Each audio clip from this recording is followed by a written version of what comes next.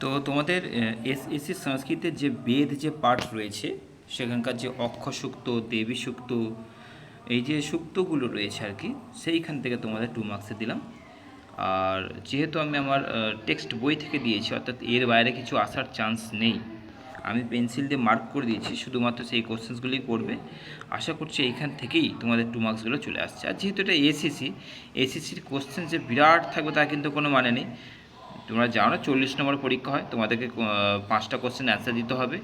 তোমাদের যে সূক্তগুলো আছে, তো অগ্নিসূক্ত চলে এসেছে, দেখো অগ্নিসূক্ত থেকেও দেখো আমি তোমাদের পেন্সিল দিয়ে মার্কিং করে দিয়েছি, মার্কিংগুলোই পড়বে। ওকে, তারপরে দেখো ইন্দ্রসূক্ত, বেশি কোশ্চেন্স নেই, প্রত্যেকটা সূক্ত থেকে বেশি কিন্তু কোশ্চেন্স নেই, দেখে নাও।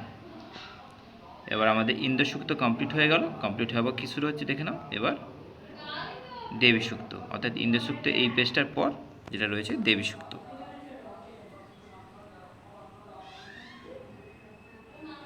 একটু স্টপ করে করে দেখবে তোমরা, হ্যাঁ একটু স্টপ করে করে দেখবে, আমি তাড়াতাড়ি করে দিচ্ছি, একটু স্টপ করে দেখে নেবে। দেবী সূক্ত দেখে নাও, দাগ কিন্তু খুব একটা নেই, যে প্রচুর কোশ্চেন দিয়েছি দাগ রয়েছে এরকম কিচ্ছু না। আর লাস্ট কোশ্চেন এইটা, ব্যাস। এই হলো তোমার এসএসসি সংস্কৃতের যে সূক্ত 4টে রয়েছে, 4টে সূক্তকে আমি এক কাছে করে দিলাম তোমাদের সুবিধার জন্য। ওকে, চলো দেখে নাও।